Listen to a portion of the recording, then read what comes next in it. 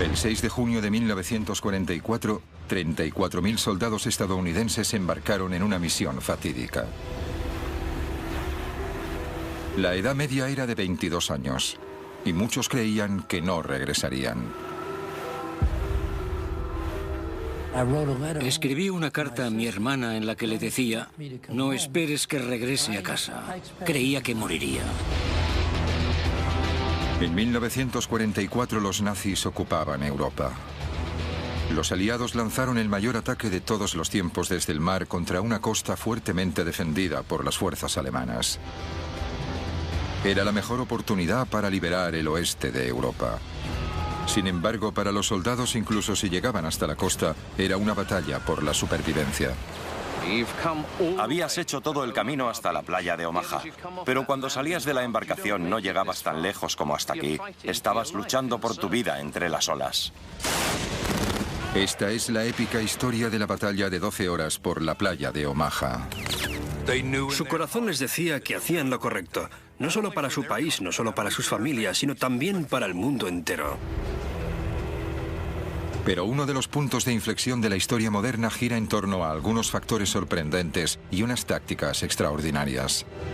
No solo dependía del poder del hombre y de las armas más avanzadas, sino también de magos, invenciones extravagantes como tanques que podían navegar o paracaidistas explosivos, y de los espías que enviaban mensajes secretos en palomas mensajeras. Era una batalla en la que las vidas de miles de soldados estadounidenses pendían de la precisión de la previsión del tiempo o del diseño de la hebilla del paracaídas. A pesar de los ingeniosos instrumentos tácticos y de las estrategias, a lo largo de una desprotegida superficie de arena de un centenar de metros, las armas más poderosas de la guerra siguen siendo el liderazgo y la valentía.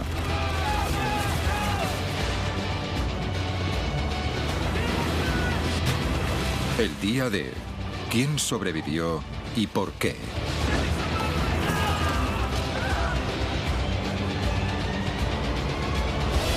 El día del desembarco.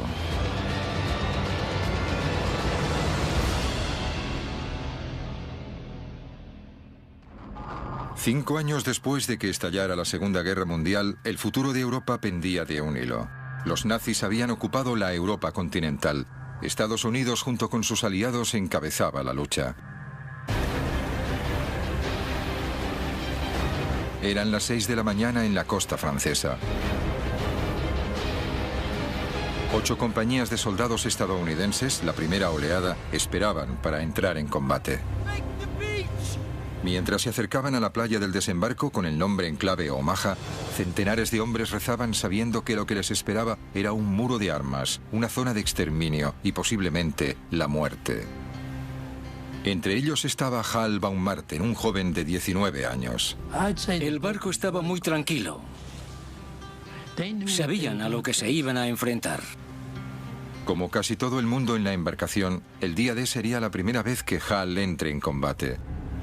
Aunque ahora no tenía ni idea, en las próximas 12 horas, la vida de Hal dependería de lo que había comido en el desayuno.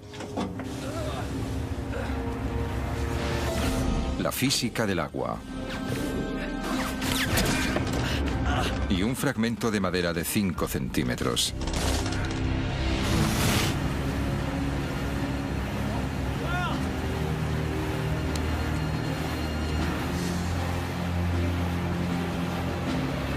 Justo un año antes, Hal estaba estudiando en la Universidad de Nueva York. Era un prometedor jugador de béisbol.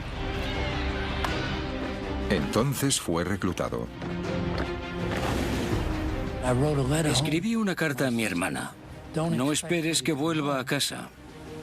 Creía que moriría. Una de las razones por la que Hal quería luchar era por su fe. Soy judío y había visto todas las noticias. Los alemanes iban de pueblo en pueblo y obligaban a las personas a llevar las estrellas de David. Como todos los soldados judíos, a Hal se le dio la opción de cambiar su placa. De ese modo, si era capturado, podía evitar la persecución nazi. Pero Hal tenía otras ideas. Dibujé una gran estrella de David en la parte trasera de la chaqueta con las palabras El Bronx, Nueva York, escritas alrededor. Así no tendrían ningún problema en identificarme. Hal y sus compañeros se dirigían a la playa de Omaha.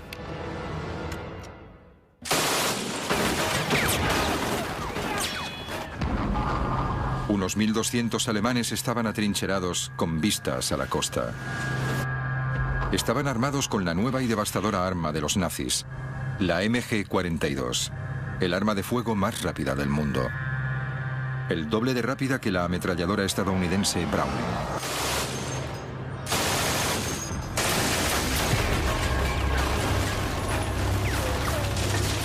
La MG-42 era tan rápida que no se podían escuchar los disparos por separado. Se la conocía como la cremallera de Hitler porque producía un ruido parecido a desgarrar ropa. La cadencia proviene de su diseño revolucionario. En cualquier arma, las balas están colocadas en un cerrojo. Pero los alemanes descubrieron que si el cerrojo se encuentra en pequeños rodillos, se incrementa la velocidad de recarga de las balas. Esto significa que puede disparar hasta 1.500 balas por minuto.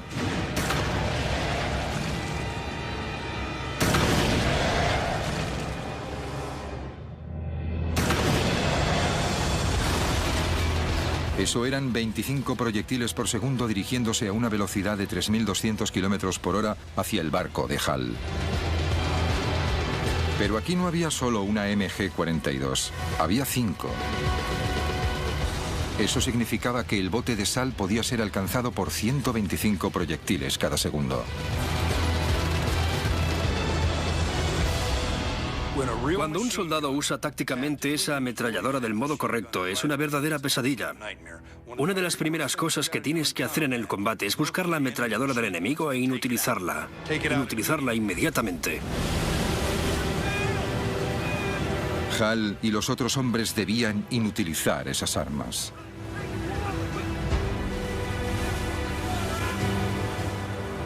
Esta es la playa que los aliados llamaban con el nombre en clave Omaha. 8 kilómetros de largo. Y al amanecer del 6 de junio de 1944, la embarcación se estaba acercando. Era la punta del iceberg de la mayor operación anfibia jamás organizada. Se acercaron a la playa bajo un fuego intenso. Entraba tanta agua en el bote que empezaban a hundirse.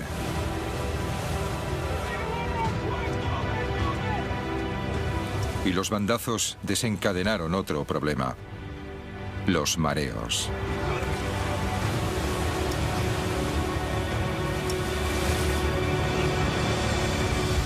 Cuando achicábamos agua y vómito.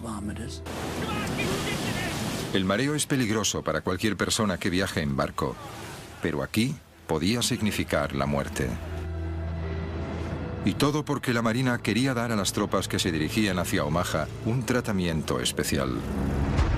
5 horas antes. Los equipos navales que navegaban desde Inglaterra decidieron dar a los soldados una buena comida antes de la batalla. Un buffet de bistec, cerdo, pollo, salchichas, alubias, bacon, huevos, helado, dulces y donuts. Todo digerido con café. La Marina creía que un estómago lleno ayudaría a la moral de los soldados.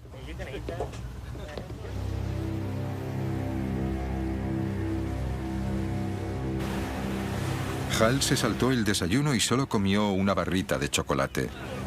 Para los demás, el festín había sido la última comida de los condenados a muerte. Diría que el mareo afectó al 60% de sus capacidades de lucha. Al llegar a la playa de Omaha, muchos estaban debilitados. Y ocurría en el peor momento.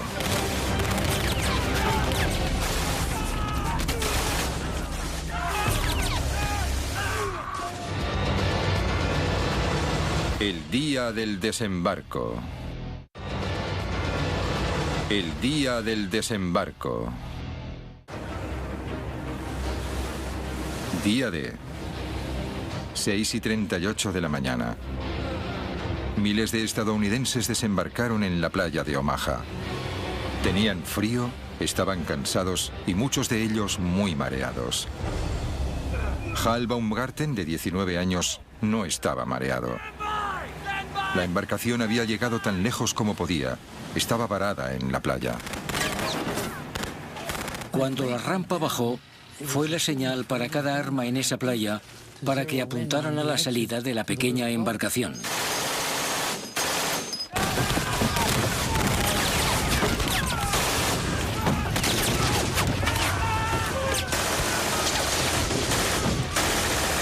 El fuego de las ametralladoras alemanas alcanzaba las rampas de salida de las embarcaciones, reduciendo sin piedad el número de hombres. La única posibilidad de supervivencia para ellos consistía en hacer lo que no debían hacer: saltar hacia los lados. Y me tiré al agua.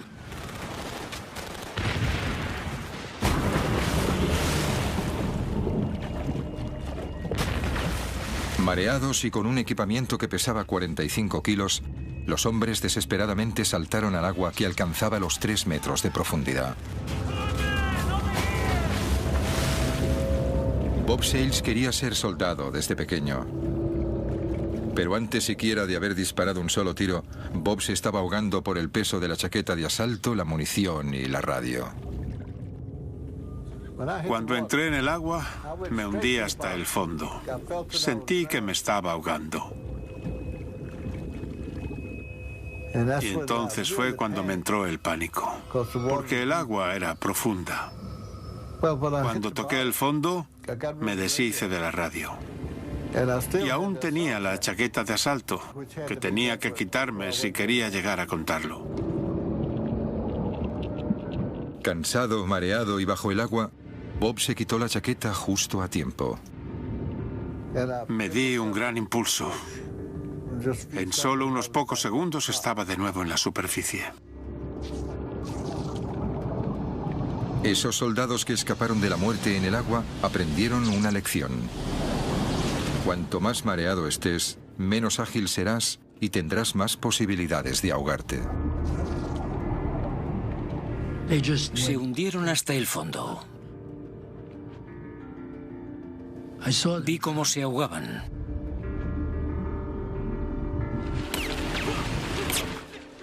Hal solo comió una barrita de chocolate para desayunar y no estaba mareado. Pero como todos los soldados que no se habían ahogado, se enfrentaba a otro peligro en el agua. El incesante torrente de proyectiles que se dirigían hacia ellos a 900 metros por segundo.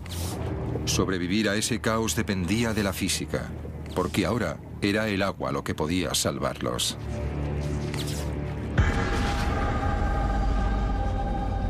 Este lado de aquí. Bien, manos a la obra. Charlie Adcock es un experto en balística que está llevando a cabo un experimento para descubrir qué pasa cuando los proyectiles de una MG-42 golpean el agua, y usa tecnología del siglo XXI para hacerlo. Lo que tenemos aquí es una cámara de alta velocidad. Va a ralentizar el tiempo unas 120 veces. Ben va a disparar su MG-42, que es un arma automática que fue disparada contra los soldados en Omaha.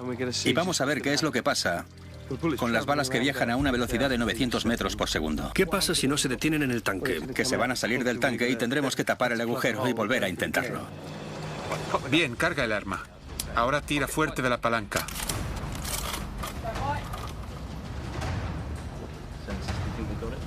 Tres, dos, uno.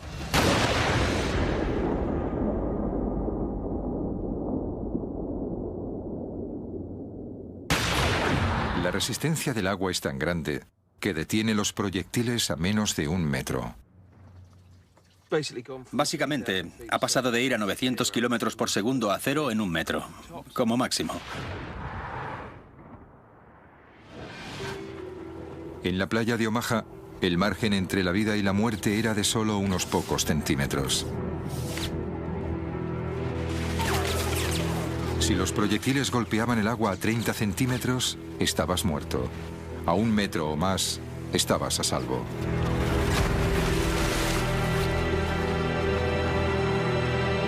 La misión solo hacía 2 minutos que había comenzado. De los 1.450 soldados que llegaron con la primera oleada a la playa de Omaha, se estima que más de un tercio fueron bajas durante la primera hora. En solo 120 segundos, estos hombres se han enfrentado a la ametralladora más devastadora del mundo. Muchos escaparon de la muerte saltando de la embarcación para ahogarse bajo el peso de su propio equipamiento. Los supervivientes fueron aquellos que estaban a más de 1 metro de donde los proyectiles golpeaban el agua.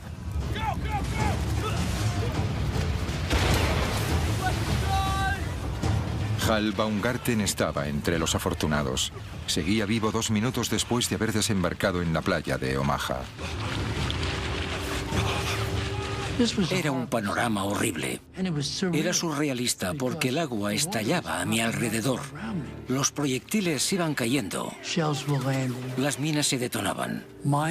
Había gente que salía despedida por el aire. Pero no había llegado mi hora. Los primeros 2 minutos de Han en la playa de Omaha fueron duros. Ahora tenía que adentrarme en la playa y hacer mi trabajo.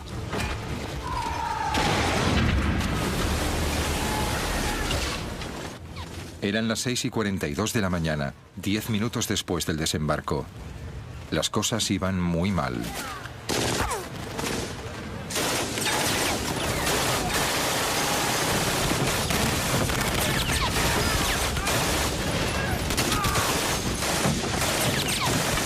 Centenares de hombres fueron abatidos o heridos en la primera oleada de la invasión. Muchos otros chapoteaban en el agua y aún no habían alcanzado la zona más difícil, la playa.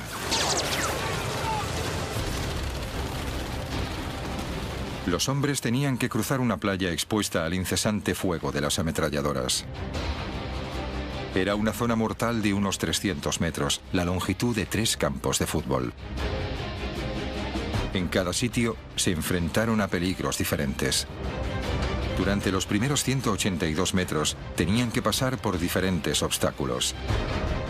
A partir de los 240 metros había un dique e hileras de alambradas. Y luego estaban los campos de minas con unas 17.000 minas. Finalmente, después de 300 metros, alcanzaban las dunas de la parte trasera de la playa. Solo entonces podían empezar a atacar a los alemanes. Era muy surrealista. Estabas cruzando la playa, lo habías visto en películas, pero nunca te había ocurrido. Esto era lo que me estaba sucediendo. La infantería estaba sola y desprotegida en la playa, pero había un plan para ayudarles, con tanques. Si los aliados podían poner tanques en la playa por delante de los soldados, podrían darles cobertura y atacar las defensas alemanas. Pero la embarcación que llevaba los tanques era vulnerable. Ellos mismos necesitaban un modo de conseguir que los tanques llegaran a la playa. Así que los inventores aliados concibieron una idea ingeniosa. Un tanque sumergible, es decir, un tanque DD. Un vehículo de asalto anfibio.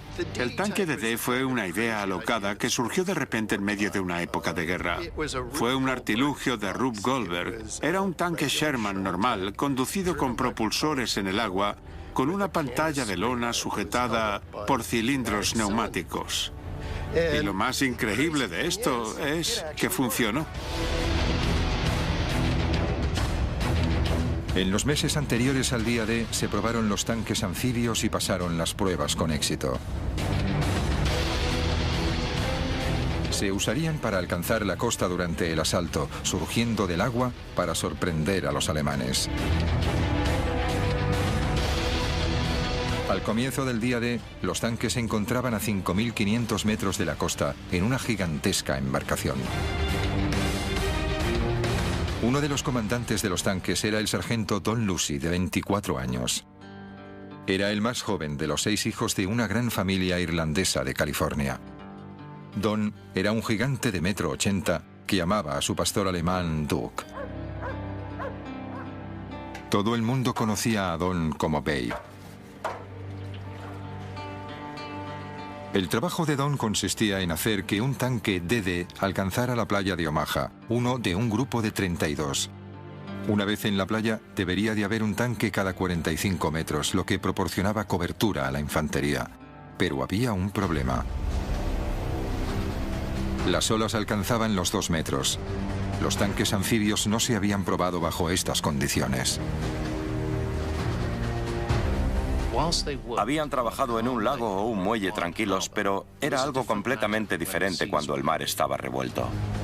Era casi un suicidio, pero los planificadores no tenían elección. En las semanas antes del día D, los aliados habían reunido en secreto un gran ejército al sur de la Gran Bretaña. Cualquier retraso incrementaba las posibilidades de que los alemanes descubriesen su plan. Mientras tanto, la meteorología había sido mala durante días con fuertes rachas de viento y precipitaciones. Los aliados no podían lanzarse bajo esas condiciones. Necesitaban que mejorase y pronto. Fueron malas noticias para los planes de los aliados porque la invasión no podía esperar. Los alemanes descubrirían pronto los planes. Era un gran problema. De repente, desde el Atlántico Norte llegó información secreta. Barcos especiales. No estaban aquí para luchar, sino para medir el viento y la presión atmosférica. Ofrecían pistas sobre el tiempo que iba a hacer a 3.200 kilómetros de distancia, en el Canal de la Mancha. Enviaron poca información, pero crucial. Las previsiones sugerían una tregua. Un día en el que el tiempo mejoraría ligeramente. El 6 de junio. El éxito de la invasión y las vidas de miles de soldados estadounidenses dependía de la precisión de una única previsión meteorológica a larga distancia. Con el tiempo en su contra, los líderes aliados probaron suerte.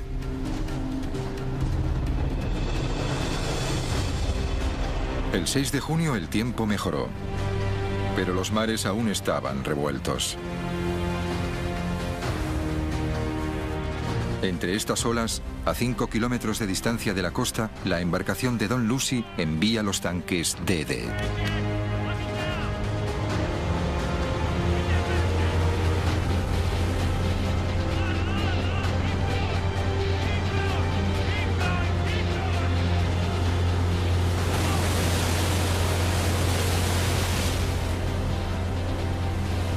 El tanque de Don flotaba y navegaba por ahora.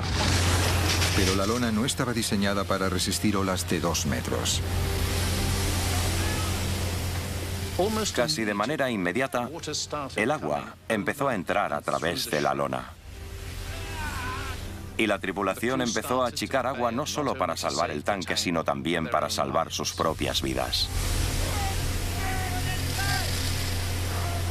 Una vez se abría una brecha en la lona, era imposible mantenerse en el agua. Y el tanque comenzó a hundirse. El piloto que tenía que sacar el tanque DD tenía que salir de un agujero como este. No era fácil. El equipo de hombres estaba fuera. Tenía la oportunidad de salir, no el conductor. De 29 tanques DD que zarparon hacia la playa de Omaha, 27 se hundieron.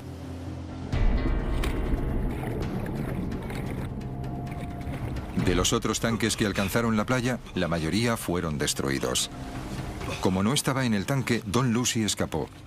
Pero los otros 33 miembros del equipo no tuvieron tanta suerte. El fracaso de los tanques DD anfibios al no poder llegar a la costa significó que los hombres de la playa de Omaha dependían de ellos mismos.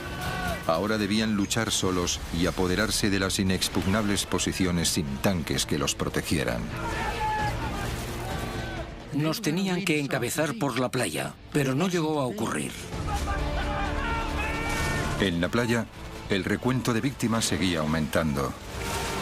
Pero no era la única historia que se desarrollaba en Omaha. El día del desembarco. El día del desembarco. 7 de la mañana del día D. media hora después de que empezaran los desembarcos en la playa de Omaha. El joven recluta alemán de 18 años, Franz Göckel, había estado disparando sin cesar a las tropas estadounidenses desde que empezó la invasión aliada.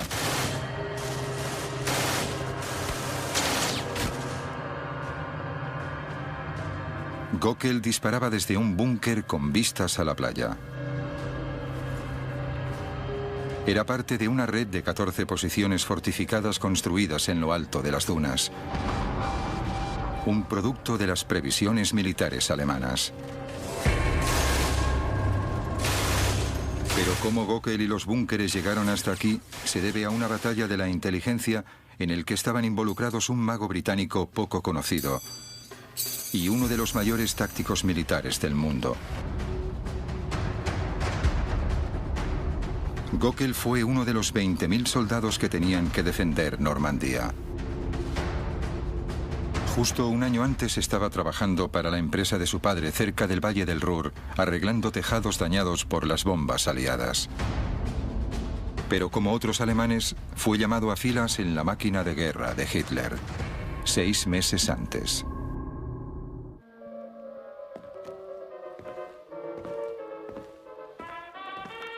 Para Franz Göckel, este búnker también era un hogar.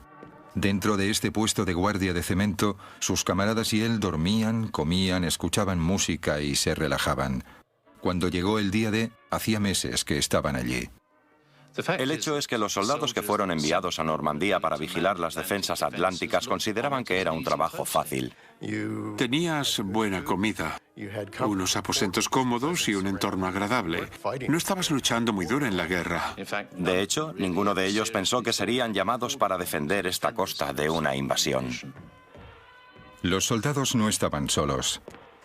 Muy pocos altos cargos alemanes creyeron que los aliados atacarían la costa de Normandía. Pero de hecho, fueron víctimas de uno de los mayores engaños de la historia militar. El famoso ilusionista Jasper Maskelyne. Soy suficientemente mayor para mostraros... Y este es el hombre que sirvió de inspiración. Si me disculpáis, tengo que tomarme la medicación. Jasper Maskelyne era un conspirador e ilusionista profesional. Jasper Maskelyne venía de una familia de magos, de una larga línea, de una dinastía, si lo preferís, que fue muy famosa en la época victoriana.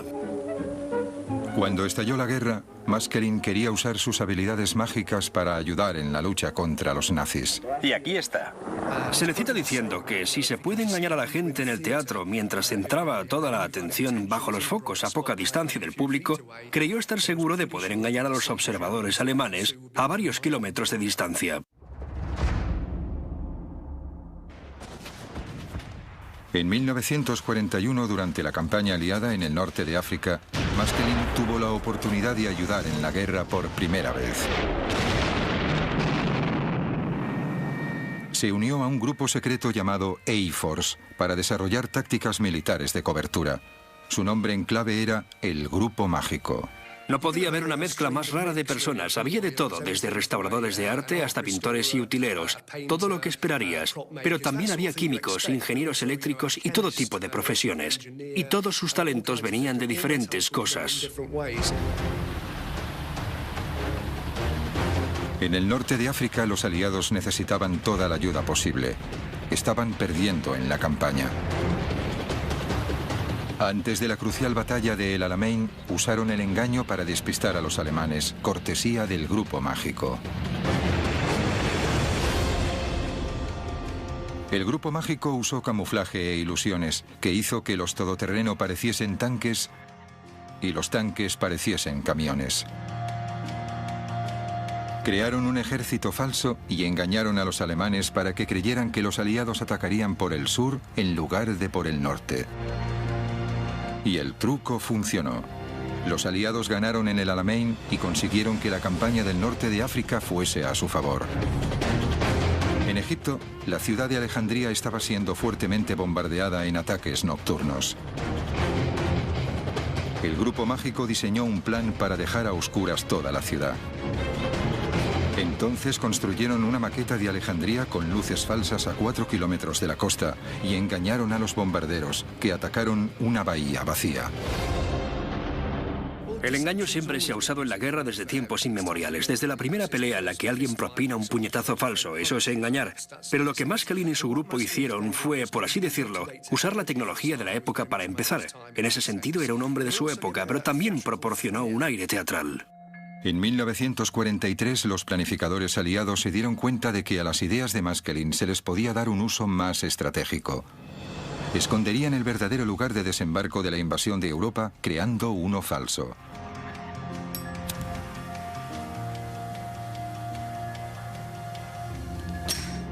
Los aliados querían invadir las playas de Normandía, pero para reducir las defensas alemanas elaboraron una táctica compleja al sugerir cruzar el Canal de la Mancha por la zona más estrecha, el Pas de Calais. Usaron las tácticas de Maskelyne para juntar un ejército falso al sureste de Inglaterra, enfrente de Calais. Crearon edificios falsos y embarcaciones falsas. Incluso tenían tanques inflables. Hicieron que el general Patton realizara varias visitas con la esperanza que el espionaje alemán se diera cuenta, o que con todo el equipo falso, un avión de reconocimiento lo viera y se convenciera de que había una construcción en ese lugar, cuando de hecho nunca existió.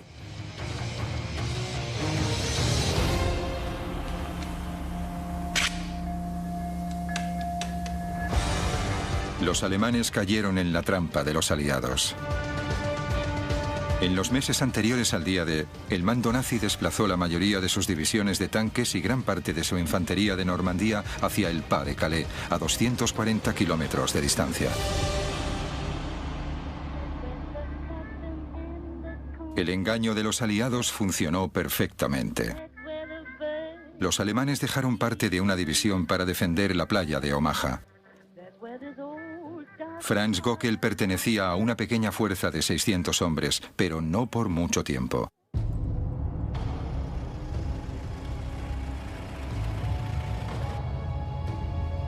Entró en escena Erwin Rommel, comandante de todas las defensas alemanas a lo largo de la costa norte de Francia.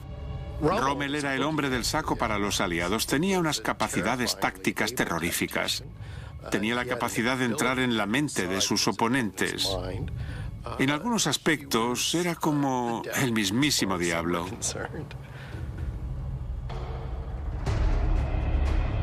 La reputación de Rommel se debe principalmente a que luchó en el desierto con recursos mínimos. Y venció a los aliados una vez tras otra. Rommel no era el típico soldado. Disfrutaba haciendo fotografías. Le gustaban los animales, en especial su mascota Ajax, un teckel. Incluso tocaba el violín. Y lo más importante, era un maestro estratega y un comandante habilidoso.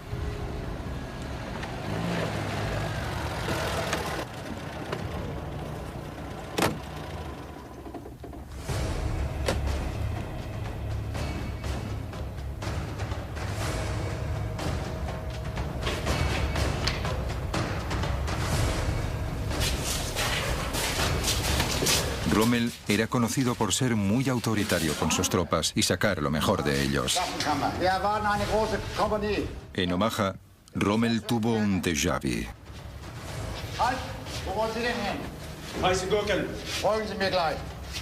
Rommel llegó a Omaha y tuvo algún tipo de revelación.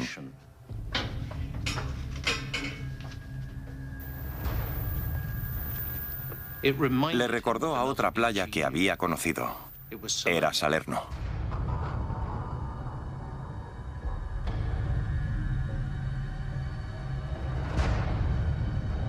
Salerno era la playa en la que los aliados invadieron con éxito Italia en 1943. Miles de tropas desembarcaron allí en un asalto anfibio que aplastó a los alemanes. Como la playa de Salerno, la de Omaha tenía la misma forma y también poca pendiente. Ambas características eran ideales para una embarcación que se acercara a la playa desde el Canal de la Mancha. Rommel pensó que estas eran el mismo tipo de características que los aliados escogerían a la hora de invadir Francia. Basándose en eso, Rommel decidió reforzar la playa.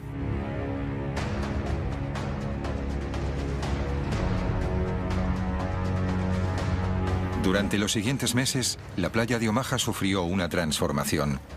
Los búnkeres se mejoraron para convertirlos en fortificaciones. En apenas 6 meses, Rommel incrementó el número de obstáculos defensivos en la playa hasta los 3.700, uno cada 2 metros. Y luego envió más tropas a Omaha, muchos veteranos de guerra, doblando el número de defensores hasta los 1.200.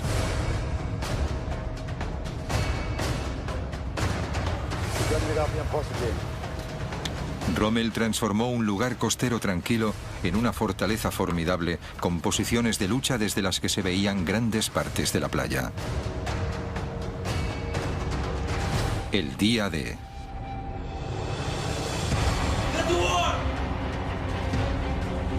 El 6 de junio de 1944 se confirmaron las sospechas de Rommel.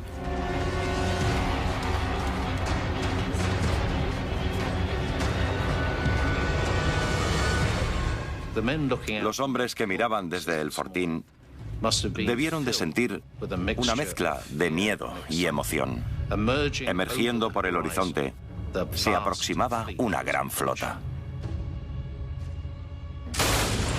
Las 7:05.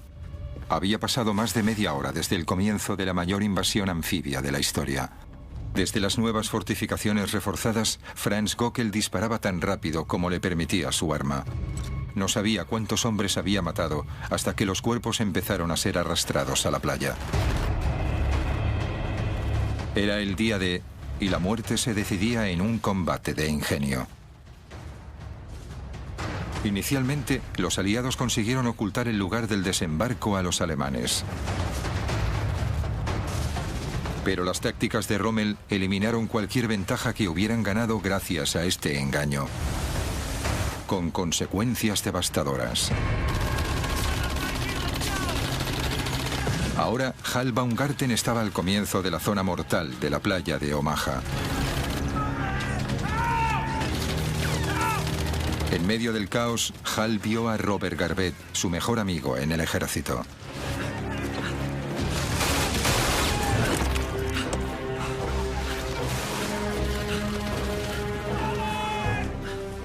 Miré abajo y allí estaba Robert Garvett. Me llegó porque se me caían las lágrimas. Y las lágrimas estaban rojas de la sangre en mi cara. Para los soldados estadounidenses, las primeras horas de la invasión de la playa de Omaha fueron un verdadero infierno. Pero se suponía que no tenía que ser así. De hecho, los aliados tenían un plan para eliminar todas las fuerzas defensivas alemanas. Pero algo les detuvo. El día del desembarco. El día del desembarco.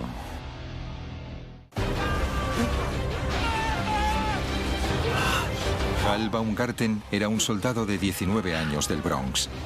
Inició el día D pensando que moriría. Ahora, 30 minutos después de que empezara la invasión, está completamente convencido de que lo hará. Eran las 7:10. Hal estaba al principio de una gran zona mortal de 300 metros en la playa de Omaha. Entre él y su objetivo, las dunas de la playa, había 37.000 obstáculos defensivos, alambradas y 17.000 minas terrestres. Para sobrevivir, tenía que evitarlos bajo el fuego incesante de las ametralladoras de los acantilados. Lo que era interesante de la playa de Omaha es que no había ninguna cobertura. Se podían usar algunos obstáculos o los cuerpos de tus compañeros muertos. Pero, mientras tanto, los alemanes seguían disparándote desde los acantilados. Debió de ser horrible. Hal debía correr sin ninguna cobertura para el fuego. A su alrededor no solo había violencia y muerte, sino también locura. Vio a un soldado que conocía. No llevaba casco. Tenía un agujero en la parte izquierda de su frente. Su pelo estaba manchado de sangre. Se arrodilló y empezó a rezar con su rosario. Y una ametralladora lo partió por la mitad.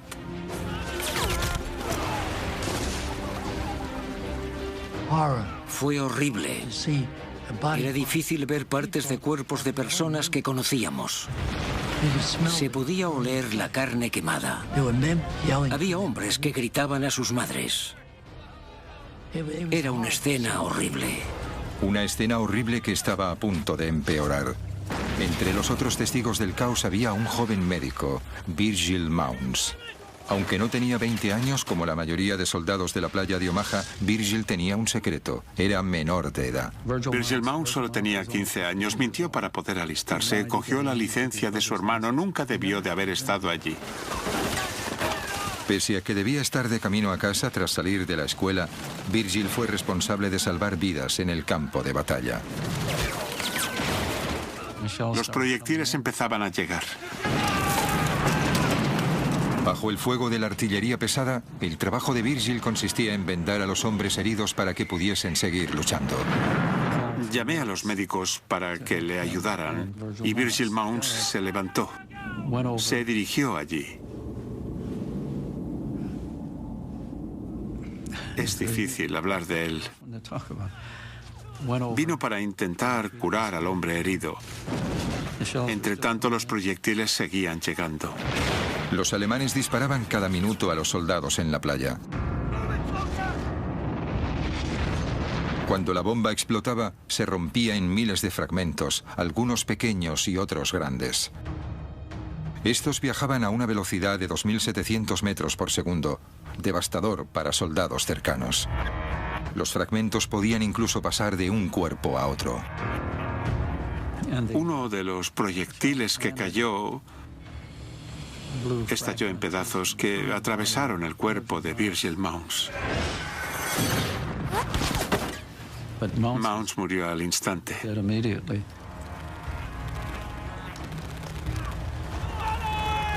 Eso es algo que no puedo olvidar.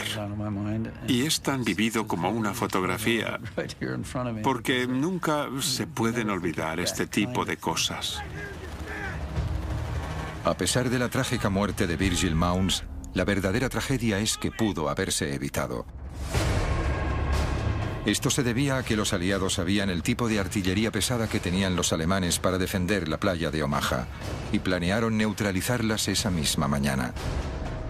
En las colinas, los alemanes juntaron un amplio arsenal de armas. Había 30 armas antitanques, 17 morteros pesados y más de 20 armas de campo. Estos eran el tipo de fortificaciones que los alemanes usaron para almacenar sus armas. Los planificadores aliados sabían el tipo de armas que había allí y su poder, y habían pensado un plan para neutralizarlas. 4 horas antes.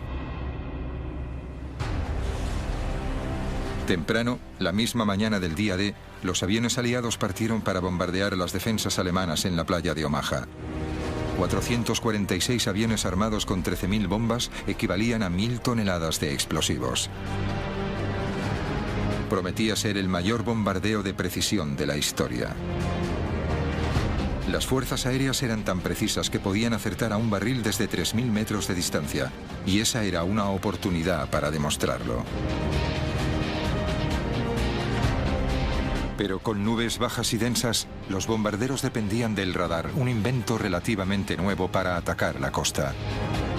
La Marina no confiaba en ellos y le preocupaba que las bombas impactaran en los barcos de los aliados que esperaban en el mar. Cuando los bombarderos pesados se aproximaron a la playa, la nube aún evitaba que pudiesen ver su objetivo actual. Como había la amenaza que se quedaran cortos y golpearan la flota cercana a la costa, les dijeron que se demorasen, que esperasen hasta que estuviesen encima de la playa, que esperasen entre 5 y 30 segundos y entonces soltaran las bombas. Una demora de unos pocos segundos podía cambiarlo todo. Para un bombardero a 3.000 metros de altitud y viajando a 240 kilómetros por hora, una demora de 5 segundos significaba que sus bombas podían fallar el objetivo por medio kilómetro. Una demora de 30 segundos y podía fallar por 2,5 kilómetros. Ese día se lanzaron 13.000 bombas, pero increíblemente ninguna impactó en la playa de Omaha ni en los búnkeres. Fue el mayor error de los planes aliados del día D. Oh, madre mía, nada funcionaba. Iba a ser uno de los peores días. Hal Baumgarten se encontraba al comienzo de una playa llana y expuesta. Y me dije a mí mismo, tengo que salir de esta playa. Solo había una manera de recorrer esa distancia. Estaba en buena forma. Estaba en el equipo de atletismo en la escuela y jugaba fútbol, así que estaba en buena forma. 300 metros para cobijarse. Hal necesitaba alcanzarlo tan rápido como pudiera. ¿Cuánto tardaría? Veámoslo con ropa más ligera. 65 segundos.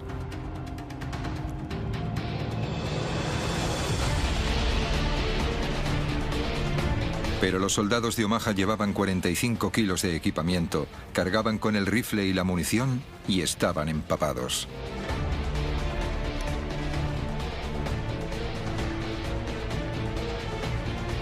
Un minuto y 30 segundos, un 50% más de tiempo, un 50% más de posibilidades de que le dispararan. Pero Hal estaba decidido, tampoco tenía alternativa. Inició una carrera traicionera a lo largo de la arena. Estaba pensando, ¿qué sentiré cuando una bala me atraviese? ¿Qué se siente cuando te disparan?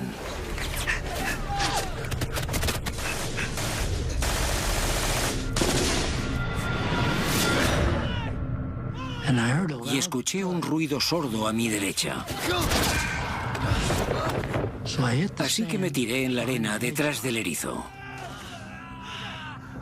Esperaba que fuese mi brazo o mi pierna, no mi cuerpo. Giré mi rifle. Había un agujero en la recámara y había 7 balas en ella. Así que las balas me salvaron la vida.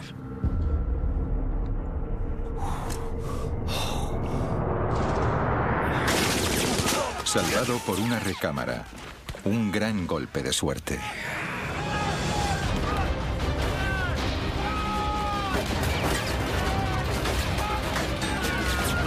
Una hora después de desembarcar como parte de la invasión anfibia más grande de la historia, los soldados estadounidenses se encontraron a las puertas de la muerte en una playa de Omaha llena de cadáveres ensangrentados. Los alemanes demostraron ser un enemigo más duro de lo que esperaban. A lo largo de la costa había cierta cantidad de nidos de ametralladoras escondidos en el terreno rocoso, entre los cuales había 5 ametralladoras alemanas de 155 milímetros que podían eliminar cualquier cosa en un radio de 24 kilómetros. Podían arrasar Omaha y la cercana playa de Utah, así como abatir las embarcaciones de los aliados que llegaban para ayudar en la invasión. Esas armas podían eliminar los transportes a medida que se acercaban a la costa. Cada transporte llevaba miles de soldados, y dentro de ese radio de 24 kilómetros eran vulnerables. Las ametralladoras debían destruirse, pero se encontraban en lo alto de unos acantilados de 45 metros. El trabajo de eliminar las armas requería un tipo especial de hombres. Hombres entrenados para misiones suicidas de alto riesgo. Sabíamos que iba a ser peligroso. Creíamos que seríamos capaces de hacer el trabajo. Esto era parte del entrenamiento del comando.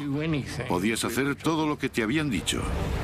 George Kessner era un joven teniente de los Rangers de élite del ejército. Antes de la guerra, George había dejado el instituto y trabajaba en una heladería. Cuando esta estalló, se alistó en el ejército y su vida cambió. Demostró ser un candidato excepcional para oficial y fue aceptado en los Rangers para las operaciones especiales. Durante los 6 meses de entrenamiento, George ocultó un secreto a sus compañeros por miedo a que le costase su ingreso en la unidad de élite. Pero ahora, momentos antes de desembarcar en la playa de Omaha, descubrió que no era el único. Ver al enemigo y dispararle se volvió mucho más importante cuando ellos te estaban disparando a ti. Los Rangers debían escalar unos acantilados de 45 metros bajo un fuego incesante. Dada la dificultad, sabían que muy pocos volverían de la misión. Cualquier asalto a un acantilado es un reto si es que no es de por sí uno de los objetivos más difíciles que conquistar. Tenías que escalar hasta lo alto de un acantilado de 45 metros mientras te disparaban. Y cuando llegabas arriba, tenías que llegar hasta las mismas armas. Diría que en una escala de complejidad del 1 al 10, donde 10 era la más alta, eso tenía un 10. Para ayudar a los hombres en esta misión, los Rangers tenían un equipamiento especial. Mientras entrenaban en Inglaterra, construyeron arpeos que se dispararían con morteros. Durante meses, practicaron disparando estos hacia acantilados y luego escalaron las cuerdas. Pero durante las prácticas no fueron el blanco de ametralladoras y francotiradores que les disparaban constantemente. El primer trabajo de los Rangers sería cruzar la playa hacia los acantilados. La ametralladora a nuestra izquierda, en lo alto del acantilado, abrió fuego sobre nosotros mientras salíamos de la embarcación. E hirieron a 2 hombres cerca de mí. De gravedad. Me dispararon en el costado. Y el médico miró y me dijo, te lo vendo y estará bien.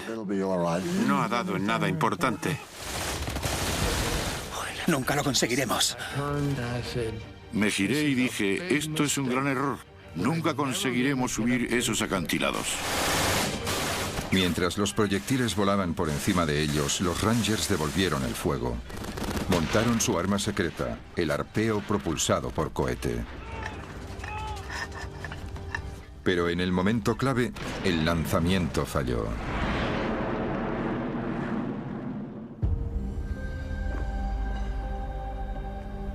Esto es un experimento para explicar lo que ocurrió, en el que se usa una réplica exacta del mortero. Lo que vamos a hacer es que vamos a insertar el arpeo en el mortero.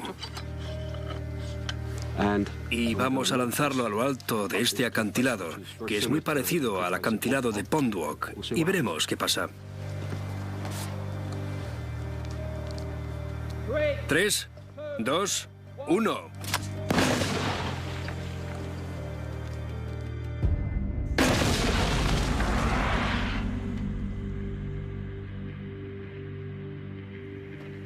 Igual que los morteros del entrenamiento de los Rangers, este lanza el arpeo y la cuerda por encima de los 45 metros de los acantilados.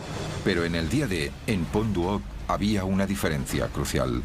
Esa mañana, los Rangers esperaron 3 horas en la embarcación antes de ir a la costa. Durante ese tiempo, las cuerdas se empaparon de agua del mar.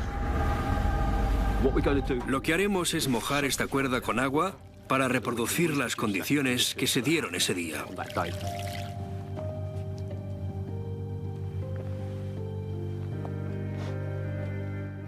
3, 2, 1.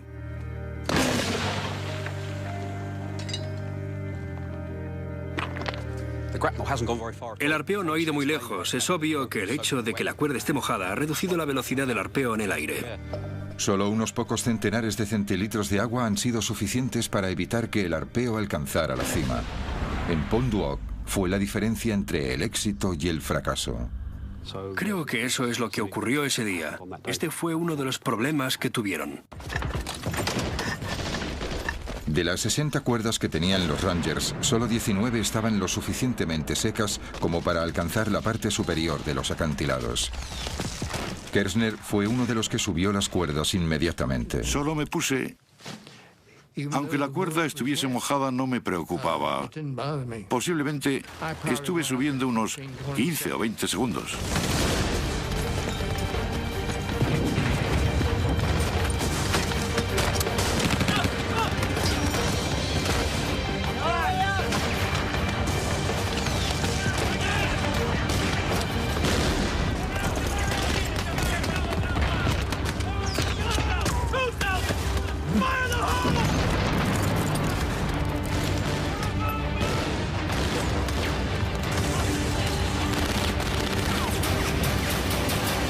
En lo alto del acantilado la batalla continuaba.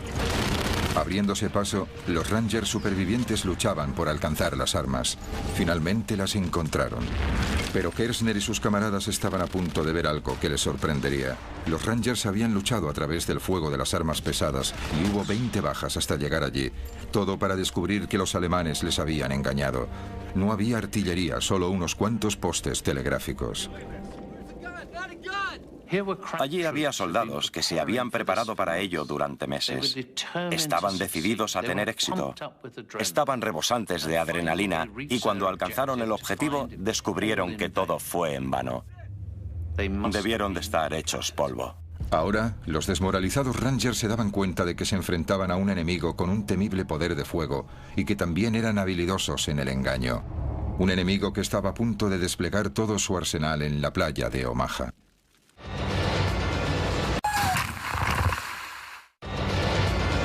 El día del desembarco. 8 de la mañana, día D, playa de Omaha. Miles de soldados estadounidenses estaban acorralados por el intenso fuego del enemigo. Uno de ellos era Hal Baumgarten. Durante los últimos 90 minutos había recorrido en zigzag 213 metros de la gran playa.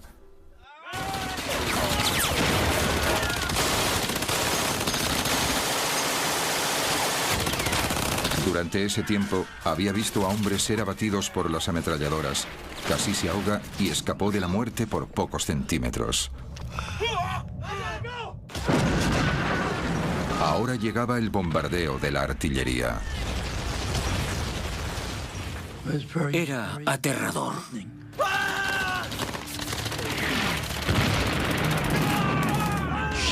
Los proyectiles daban mucho más miedo que si te dispararan con una ametralladora.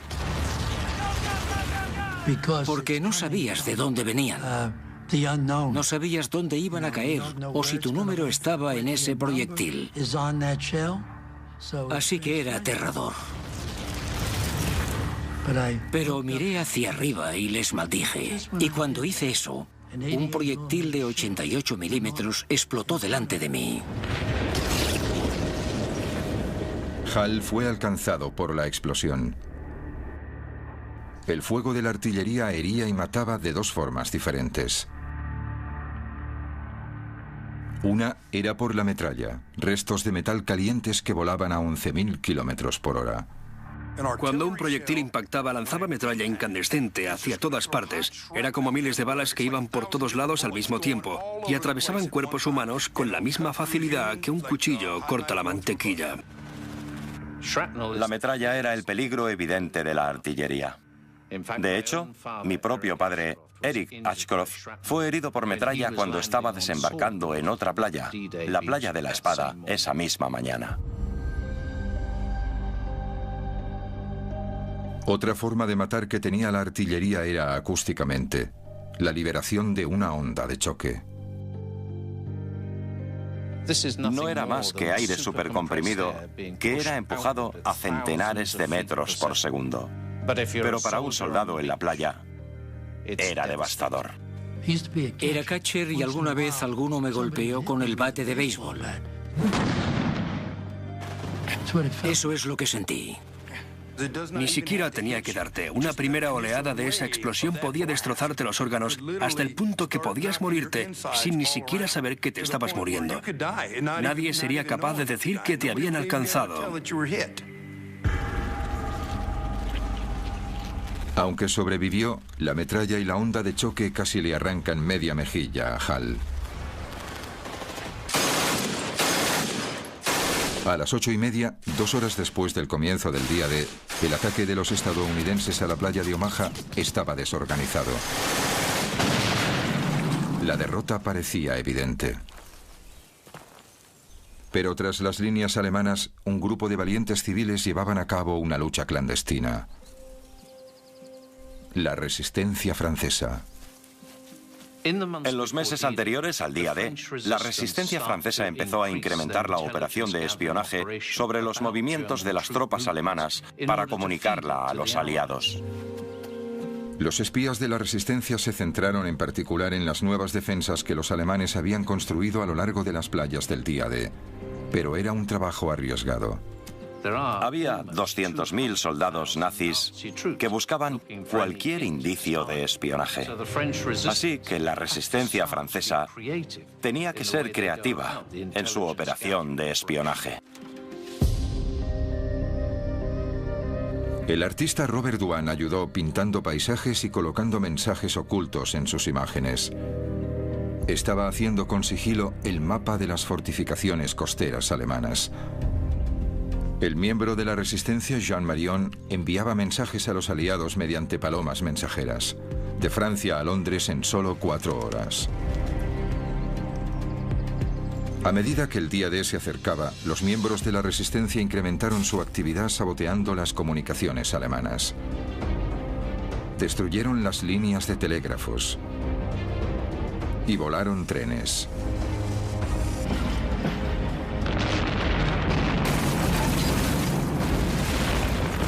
Pero a medida que la resistencia se hacía notar, los alemanes estaban cada vez más alerta.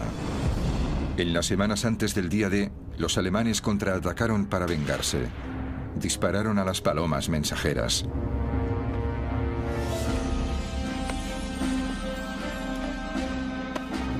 Luego capturaron a miembros de la resistencia y a ellos también les dispararon. En ese momento, la resistencia ya había causado mucho daño. En la playa, sin comunicaciones, los alemanes tenían dificultades para pedir refuerzos. Solo las fuerzas aliadas pudieron abrirse paso en Omaha.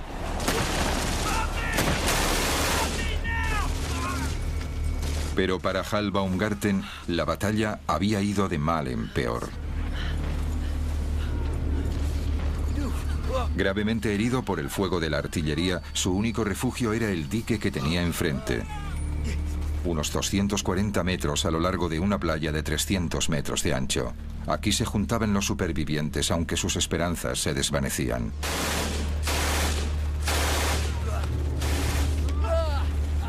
Éramos un equipo orgulloso. Estábamos bien entrenados. Estábamos bien disciplinados. Creíamos que nadie podría derrotarnos. Apilados allí había chicos muertos. Evidentemente había sangre y partes de cuerpos por todas partes. Era horrible.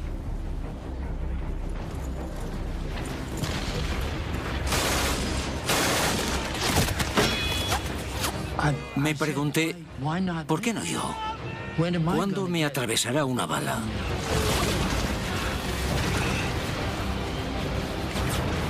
Las 9:30, playa de Omaha. Habían pasado 3 horas desde el inicio de la invasión del día D. El asalto estadounidense se estaba desintegrando bajo la lluvia alemana de balas y bombas. Entre los que luchaban por sobrevivir estaba el sargento de 19 años, Bob Slaughter. Era un estudiante y no había acabado el instituto. Supongo que decidimos que queríamos tener una aventura. Y puedo decirte que tuvimos más de lo que habíamos planeado.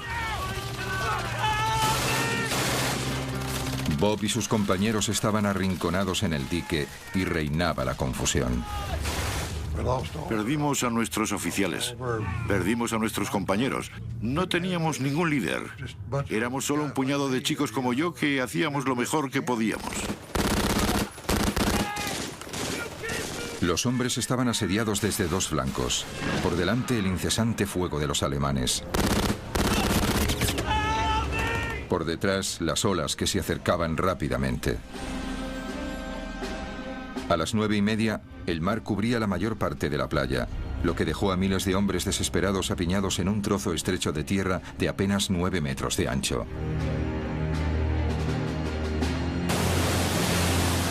Asediados por el fuego, los hombres eran blancos fáciles para los artilleros alemanes. Pero hubo ayuda de otros soldados aliados tierra adentro. 8 horas antes.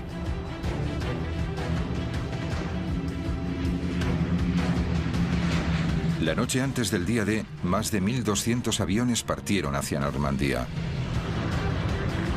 Los aliados querían proteger a la infantería en las playas de un contraataque alemán. Y lanzaron un gran ataque aéreo preventivo. Era la primera oleada de paracaidistas. Pero no eran soldados normales. Medían 1 metro, estaban hechos de goma y llevaban bombas incorporadas. Los aliados lanzaron unos maniquís paracaidistas diseñados para engañar a los alemanes. Estallaban en llamas al aterrizar mientras las fuerzas especiales emitían el sonido de disparos a través de altavoces para simular un ataque aún mayor. Los alemanes cayeron en la trampa. Así que se enviaron a los reservas alemanes para interceptar estos muñecos explosivos. Se enviaron centenares de hombres en una dirección cuando debían dirigirse en la dirección opuesta.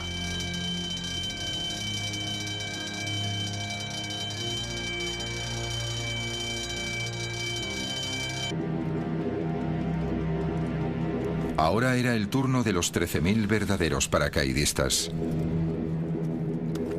Esta era la 101ª División Aerotransportada. Pat Macri era un paracaidista de 20 años.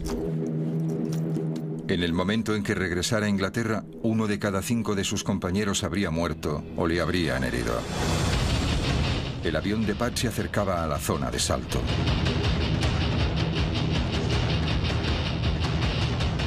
El estado de ánimo cambió completamente. También el trayecto. El avión se movía mucho. Era errático. Giraba a la izquierda y luego giraba a la derecha. Y luego la munición trazadora y el fuego antiaéreo.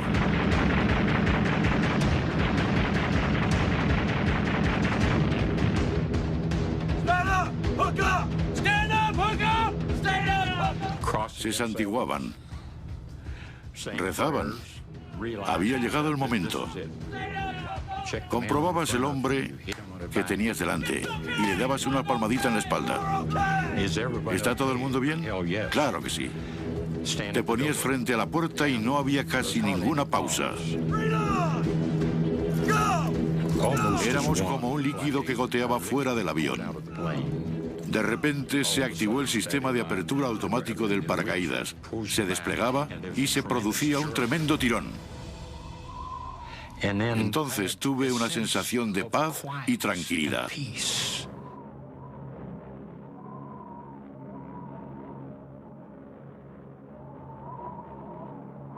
Lo que Pat no sabía es que el mayor peligro al que se enfrentaban los paracaidistas era algo que llevaban puesto.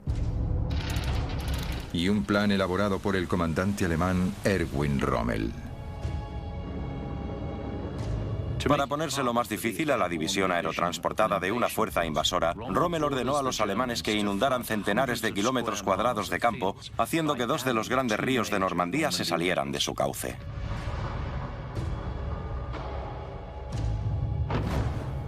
Ahora, centenares de paracaidistas caían sobre el agua, muy peligroso para un salto normal.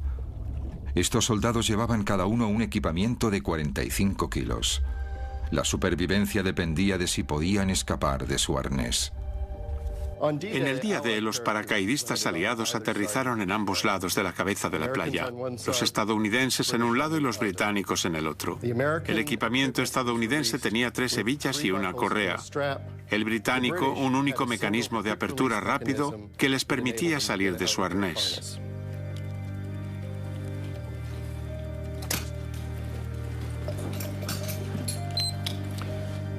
El paracaidista británico salió de su arnés en apenas 5 segundos, mientras que el paracaidista estadounidense seguía luchando para salir del suyo. El paracaídas se enrollaba en los hombres. El arnés ahora era una trampa mortal. Tenías que liberarte del paracaídas porque este podía caerte encima.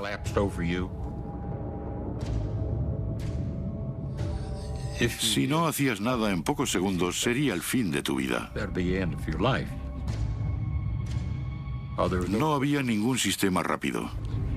Tenías que alcanzar el fondo y liberar una pierna y luego la otra.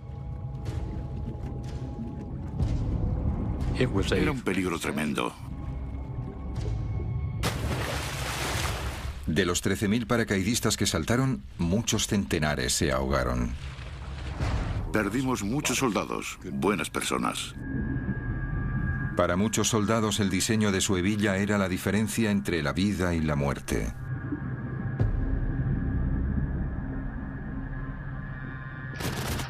Como en cualquier batalla, los pequeños vaivenes del destino tenían grandes consecuencias. Pero en la playa de Omaha, una cualidad hallada en el campo de batalla estaba a punto de cambiar la historia. Pura valentía.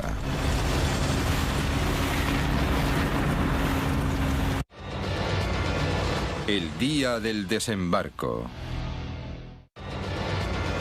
El día del desembarco. 10:30, día D. La invasión de Normandía en la playa de Omaha estaba fracasando. Miles de soldados estadounidenses estaban muertos o heridos por las balas y bombas alemanas. También por el mareo que los había debilitado antes de la batalla. Ahogados debido al peso de su equipamiento. Los tanques anfibios que se hundieron en el mar. Y los arneses de los paracaídas que no se soltaban bajo el agua. Los soldados luchaban contra muchas adversidades. En la playa, el soldado Hal Baumgarten evaluaba la situación. Creía que estábamos perdiendo, solo era cuestión de tiempo. Se me pasó por la cabeza que la invasión había fracasado. Pero un hombre observaba fuera de la costa. Vio que sin liderazgo y fe, la misión de Omaha fracasaría. Con 51 años, era el soldado de más edad, el general Norman Dutch Cotta. Procedía de una familia humilde. En el ejército fue aceptado en West Point, donde sobresalió. Más tarde se casó con la prima de Eleanor Roosevelt. Ahora que estaba a unos pocos centenares de metros de la playa de Omaha, Cotta se dio cuenta de que era el momento crucial de su carrera y decidió actuar. Cotta sabía que tenía 3 prioridades. Una era inyectar algo de liderazgo. La segunda era sacar a sus hombres de la playa. Y la tercera era atacar a los alemanes.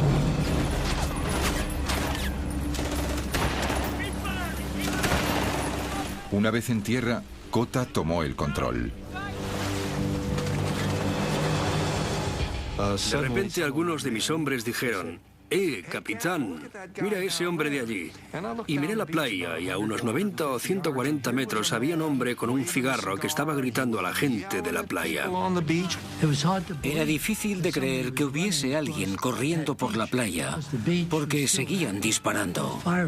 Incluso desde esa distancia parecía algo más voluminoso que la mayoría de nosotros. Y nos preguntamos, ¿quién será? El hombre no temía a nada.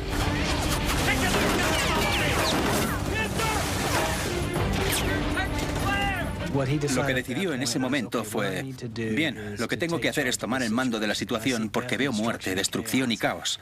Y tengo que hacerme cargo porque nadie lo hace. Cotta estaba de pie hablando, animando a la gente, transmitiendo algo de su bravura a ellos. Dijo que no podíamos quedarnos, teníamos que ir tierra adentro. Mientras se alejaba de mí, se giró y me dijo: sé que no me vas a decepcionar. Pero el liderazgo también requería estrategia. Justo detrás del dique había 2 líneas de alambres de espino. Cotta necesitaba que sus hombres los atravesasen y se dirigiesen al terreno que había detrás antes de poder atacar a los alemanes y los lugares en que estaban apostadas las armas. Atravesar la primera línea de alambradas era relativamente fácil. La dificultad estaba en cortar la segunda línea, 9 metros más arriba en la colina. Pero Cotta tenía una respuesta.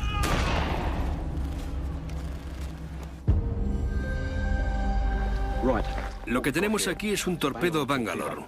Es parecido a los que los Rangers usaron en la playa en 1944. Y como puedes ver, tiene dos partes. La primera parte es un tubo de acero como este. Está lleno de 35 kilos de TNT. Puedes ver que tiene una punta como de bala que le ayuda a pasar a través de alambres de espinos. Esta es la segunda parte. Como puedes ver, esta parte se junta con el extremo de esta otra y ayuda a atravesar las defensas que vas a hacer estallar. Para los soldados bajo el fuego enemigo, la velocidad era clave. El torpedo Bangalore debía atravesar las alambradas rápidamente. Es la hora de probar el arma.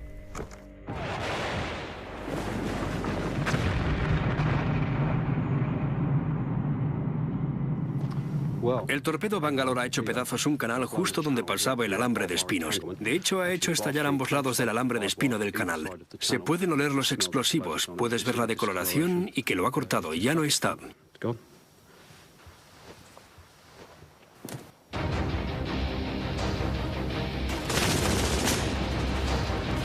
El torpedo Bangalore podría hacer el trabajo para Kota y sus hombres, pero debían colocarlo en posición.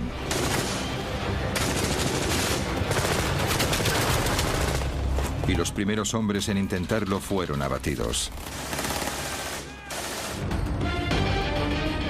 La ayuda estaba mar adentro. 12 naves de guerra que eran capaces de disparar a los búnkeres alemanes para ayudar a los hombres de la playa de Omaha. El capitán de uno de los barcos, James Eames, del USS Frankfurt, quería ayudar, pero no podía. Tenía órdenes de esperar. Su trabajo no era el de salvar a los soldados de la playa, sino proteger la vulnerable flota de barcos estacionados en alta mar. De momento eso dejaba al general Kota y sus hombres a su suerte. La primera parte del plan de Kota de salir de la playa funcionó. Abrieron un agujero en la barrera de alambre de espino.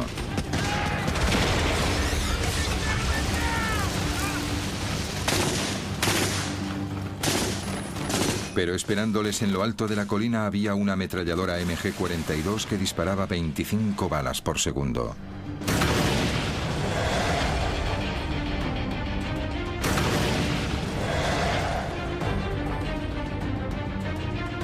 Uno de los hombres de Kota se prestó voluntario para neutralizar la ametralladora más rápida del mundo.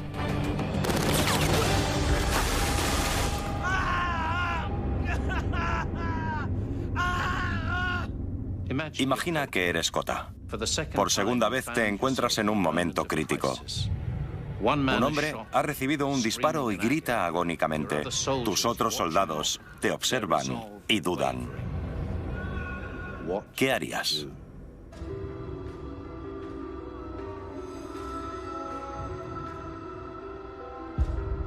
Ese general sabía que estaba al mando y que necesitaba hacer que ocurriera algo, si no acabarían todos muertos. Kota mostró su determinación con una frase ahora famosa. Señores, nos están matando en nuestras playas. Vayamos tierra adentro y que nos maten. Entonces desplegó la mejor arma a su disposición. Liderazgo. Y fue el primero en correr colina arriba.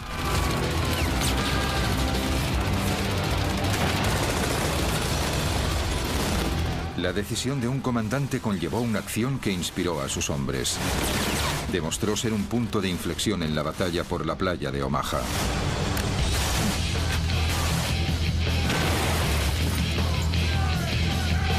Kota lideró el asalto.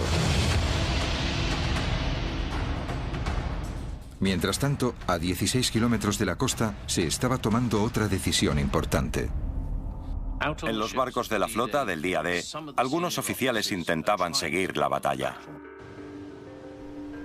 Como muestran estas imágenes de la playa, había centenares de hombres muertos o heridos en la arena o en el agua.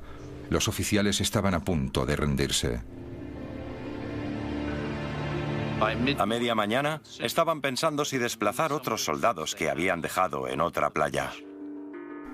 Los oficiales se enfrentaban a un dilema estratégico. utilizar sus destructores para proteger los barcos o usarlos para atacar a los alemanes en la playa. Empezó a llegar la información de que los soldados empezaban a abrirse paso a través de las líneas alemanas. Después de horas esperando, finalmente los comandantes de la Marina dan la orden de atacar. Se le permitió al comandante James Semmes del USS Frankfurt dirigirse a toda velocidad hacia la costa. Semmes llevó al Frankfurt tan cerca de la playa que se arriesgó a tocar el casco contra el fondo marino. Justo a 730 metros de la costa, el Frankfurt se puso de costado y disparó. Empezaba el ataque. El proyectil pasó por encima de mí. Escuché un silbido. Y luego, ¡boom!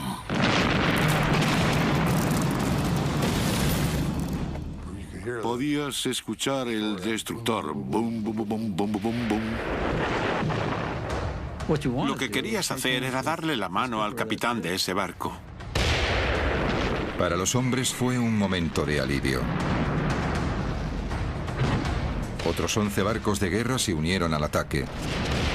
Después de horas enfrentándose a una derrota inminente, la batalla de la playa de Omaha finalmente se ha decantado a favor de los estadounidenses.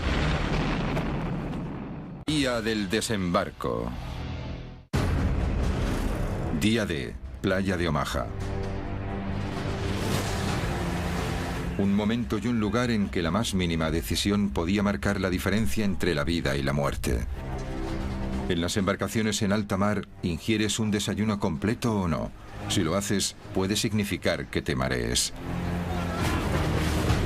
Y que te ahogues antes incluso de que llegues a la playa. Había una terrible ironía. Habías hecho todo el camino hasta Omaha para luchar por tu país. Pero cuando salías de la embarcación, no llegabas tan lejos. Tenías que luchar por tu vida en el agua. Una vez en el agua, la diferencia entre un proyectil que te mataba y uno que fallaba era de unos centímetros. Lo que parecía extraordinario era que si una bala golpeaba el agua a un palmo de distancia de ti, estabas muerto. Pero si golpeaba el agua a 1 metro de ti, estabas a salvo. Pero el día D estuvo a punto de no suceder. Durante días, unas tormentas violentas hicieron que el mar estuviese demasiado revuelto para un desembarco anfibio. Los meteorólogos estaban desesperados buscando una tregua. Entonces llegó información secreta desde el Atlántico. Las lecturas sugerían que podía haber un pequeño intervalo, un único día, en que el tiempo mejoraría ligeramente. Así que las vidas de miles de soldados estadounidenses dependían de un simple informe meteorológico.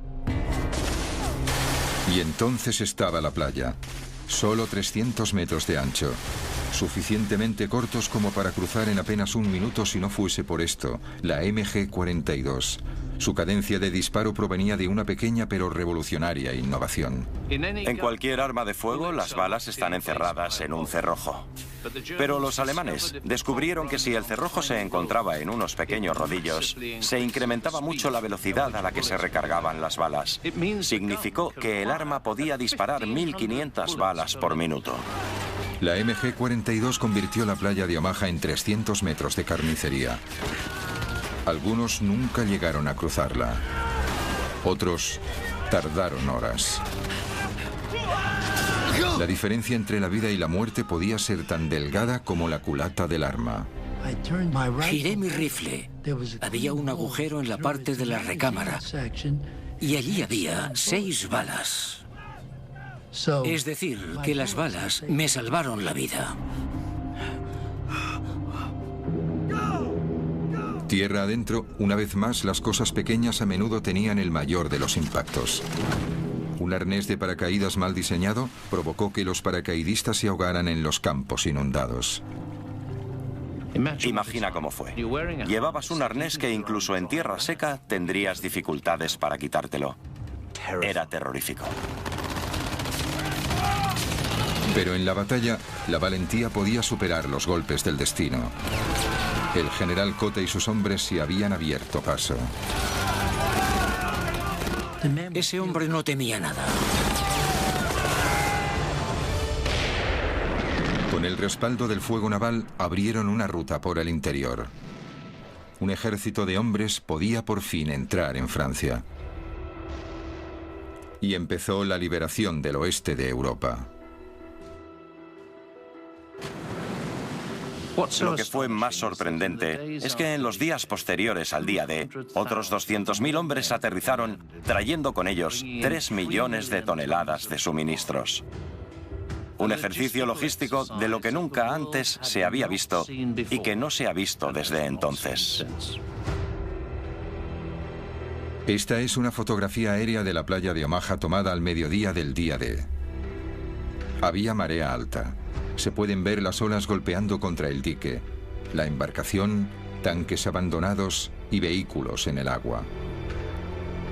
Pero entre ellos también se pueden ver centenares de puntos. Cada uno es un cuerpo, un soldado estadounidense muerto y arrastrado por el agua hasta la playa.